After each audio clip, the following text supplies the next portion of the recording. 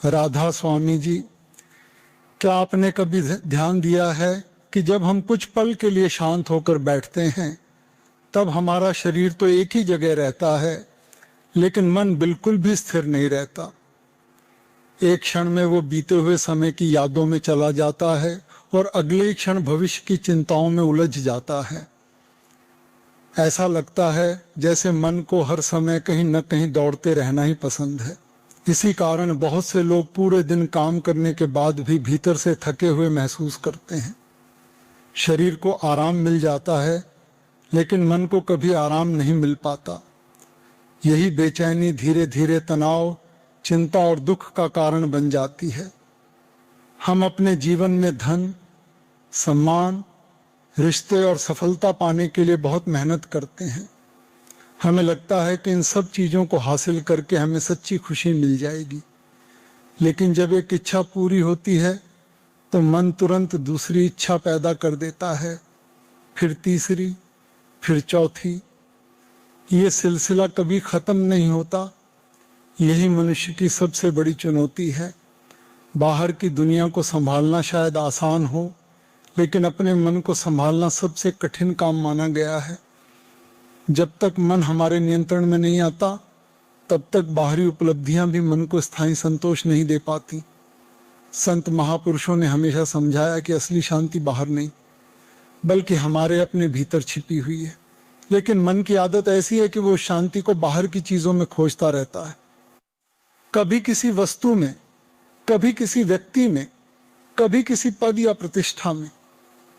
कुछ समय के लिए इन चीजों से खुशी जरूर मिलती है, लेकिन वो अधिक देर तक टिकती नहीं। समय बदलता है, परिस्थितियां बदलती हैं और लोगों का व्यवहार भी बदल जाता है। जब हमारी खुशी ऐसी बदलने वाली चीजों पर निर्भर हो जाती है, तब मन भी हर समय डगमगाता रहता है। मन का स्वभाव बिल्कुल उस व्यक्ति की तरह है जो अपने घर में रखा खजाना छोड़कर पूरी दुनिया में उसे खोजता फिरता है। जिस सुख और शांति की तलाश हम बाहर कर रहे हैं, उसका वास्तविक स्रोत हमारे अपने भीतर ही मौजूद है, लेकिन मन बार बार हमें बाहर की ओर ही ले जाता है। गुरुजन समझाते हैं कि यदि मन को सही दिशा न मिले तो वो हमें ऐसे रास्तों पर ले जाता है जहां केवल भ्रम, चिंता और पछतावा मिलता है। इसलिए सबसे पहले मन की चाल को समझना जरूरी है। जब हम इसकी आदतों को पहचानने लगते हैं, तभी इसे सही दिशा देना भी आसान होने लगता है। मन कभी खाली नहीं रहना चाहता, इसलिए संतों ने मन से लड़ने की नहीं, बल्कि उसे प्रेम, समझ और सही अभ्यास के साथ विचारों की ओर लगाया जाता है। तब उसकी पुरानी आदतें धीरे धीरे बदलने लगती हैं। ये परिवर्तन एक दिन में नहीं आता, लेकिन निरंतर प्रयास करने वाला व्यक्ति अवश्य इसका अनुभव करता है। मन पहले की तरह हर छोटी बात पर परेशान नहीं होता, बल्कि धीरे धीरे भीतर एक अलग प्रकार की शांति का अनुभव होने लगता है। यहीं से इंसान की वास्तविक आध्यात्मिक यात्रा शुरू होती है। यह यात्रा बाहर की नहीं, बल्कि अपने ही भीतर उतरने की यात्रा होती है। और जब मन इस दिशा में आगे बढ़ना शुरू करता है, तब जीवन के अनेक प्रश्न अपने आप स्पष्ट होने लगते हैं। लेकिन प्रश्न ये है कि मन को सही दिशा कैसे दी जाए? आखिर ऐसा क्या किया जाए कि ये बार बार बाहर भटकने के बजाय भीतर की ओर मुड़ने लगे? संत महापुरुष बताते हैं कि मन को केवल रोकने से बात नहीं बनती, उसे किसी ऐसी श्रेष्ठ अनुभूति से जोड़ना पड़ता है जो संसार की हर खुशी से अधिक गहरी, शांत और स्थायी हो। जब मन को भीतर का सच्चा आनंद मिलने लगता है, तब बाहर की चकाचौंध का आकर्षण धीरे धीरे कम होने लगता है। शुरुआत में ये बात समझना आसान नहीं लगता, क्योंकि मन वर्षों से बाहरी चीजों में ही सुख खोजता आया है।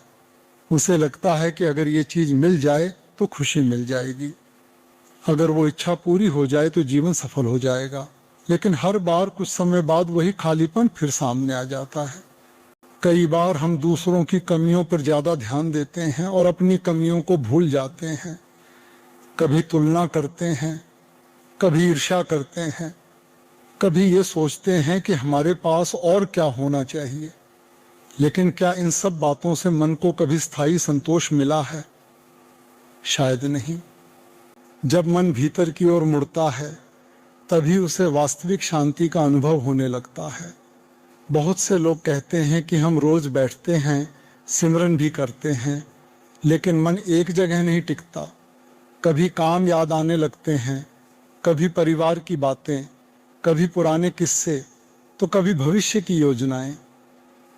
ऐसा होना बिल्कुल स्वाभाविक है। सालों से मन इसमें निराश दुनिया में भटकता आया है। उसकी ये आदत एक दो दिन में नहीं बदल सकती। इसलिए धैर्य सबसे जरूरी है।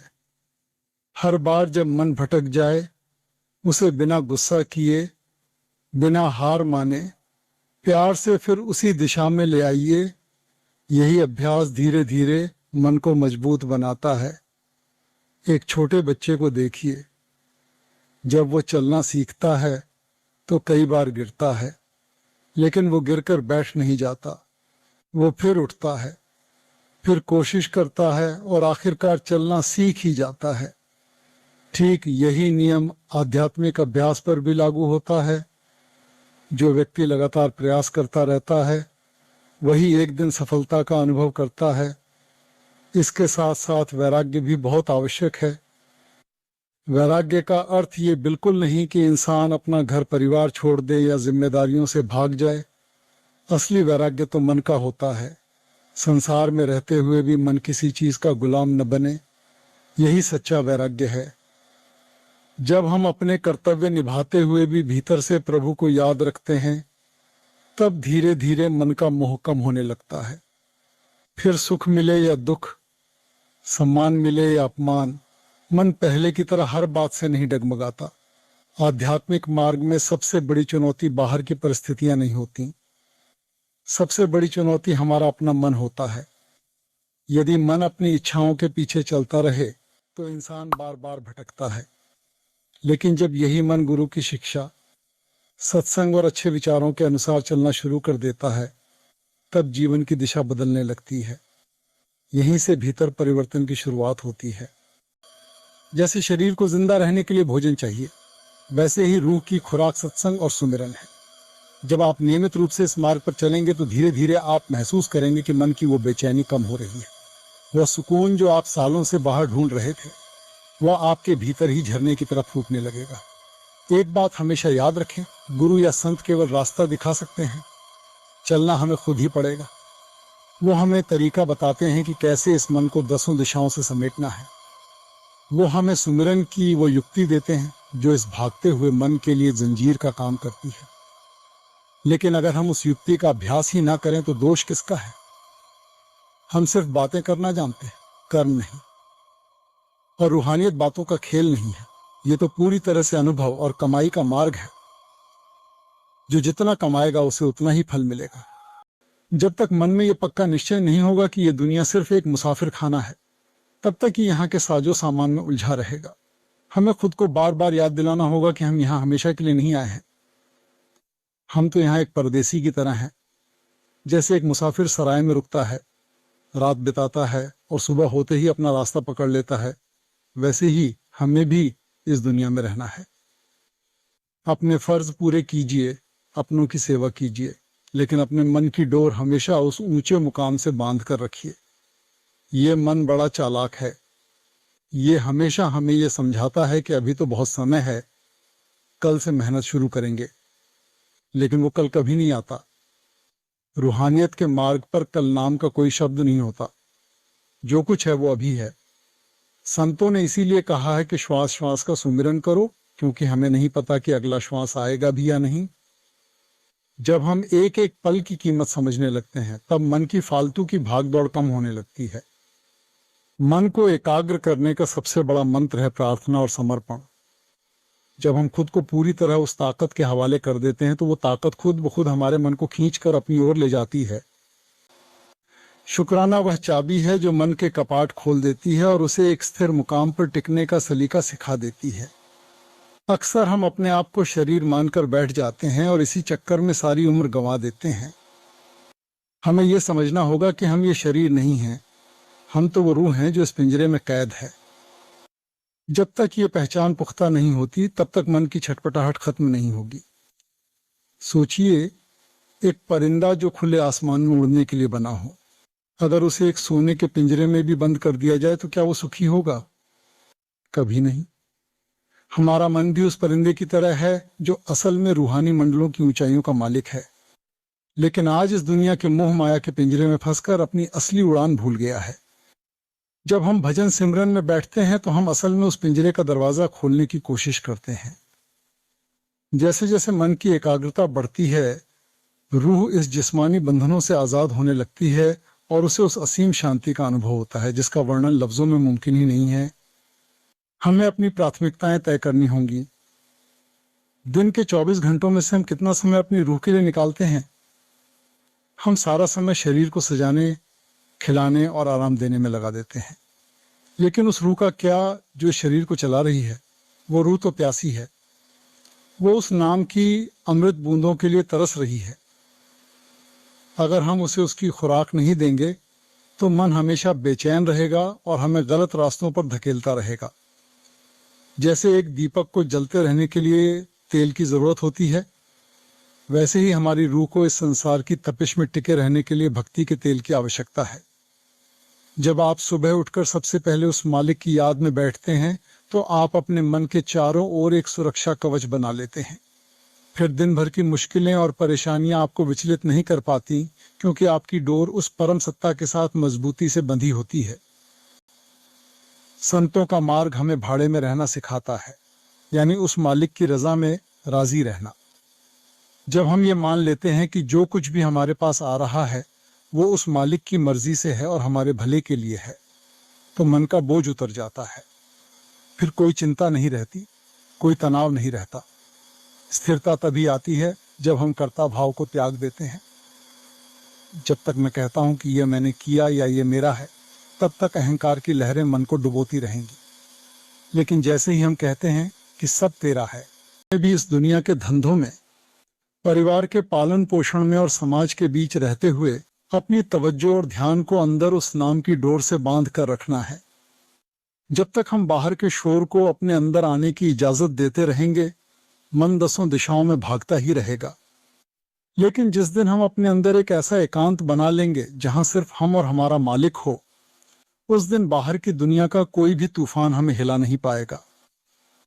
संतों ने इसी को जीते जी मरना कहा है, यानी अपनी इच्छाओं और अहम को खत्म करके उस परमात्मा की रजा में विलीन हो जाना। धीरे धीरे जब मन लगातार सही अभ्यास करता रहता है, तब उसके भीतर एक बड़ा परिवर्तन आने लगता है। जो मन पहले हर छोटी सी बात पर परेशान हो जाता था, वही मन अब पहले की तरह इधर उधर नहीं भागता। उसे महसूस होने लगता है कि जिस शांति की तलाश वो पूरी दुनिया में कर रहा था, उसका स्रोत तो हमेशा से उसके अपने भीतर ही था। असल में मन बाहर इसलिए भटकता है क्योंकि उसे लगता है कि खुशी किसी वस्तु, किसी व्यक्ति या किसी उपलब्धि में छिपी हुई है। लेकिन समय के साथ ये अनुभव होने लगता है कि संसार की हर खुशी कुछ समय के लिए ही होती है। जब हमारा व्यवहार बदलता है, तभी हमारी साधना भी गहरी होती है। इसलिए कभी भी ये मत सोचिए कि आपकी मेहनत बेकार जा रही है। आपका हर सच्चा कदम आपको मंजिल के और करीब ला रहा है, चाहे गति धीमी ही क्यों न हो। प्रेम बनाए रखिए, नियमित अभ्यास करते रहिए। एक दिन ऐसा अवश्य आएगा जब मन की बेचैनी शांत हो जाएगी, भीतर का अंधकार मिटने लगेगा और जीवन में एक ऐसी शांति का अनुभव होगा जिसे शब्दों में पूरी तरह व्यक्त नहीं किया जा सकता।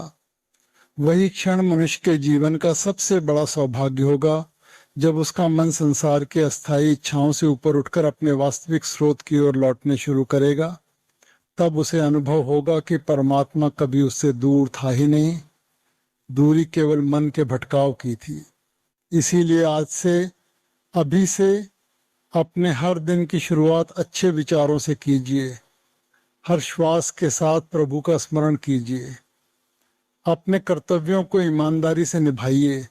दूसरों के प्रति प्रेम और सम्मान रखिए और ये विश्वास कभी मत छोड़िए कि मालिक की कृपा हर उस व्यक्ति पर अवश्य बरसती है जो सच्चे मन से उसकी ओर एक कदम बढ़ाता है। यही निरंतर अभ्यास, यही अटूट विश्वास और यही प्रेम एक दिन हमें उस मंजिल तक पहुंचा देगा जहां मन पूरी तरह शांत हो जाएगा, आत्मा अपने वास्तविक आनंद का अनुभव करेगी और जीवन का उद्देश्य स्पष्ट हो जाएगा। यही मनुष्य जन्म की सबसे बड़ी सफलता है और यही वो मार्ग है जिस पर चलकर इंसान सच्ची शांति, संतोष और परम आनंद को प्राप्त कर सकता है।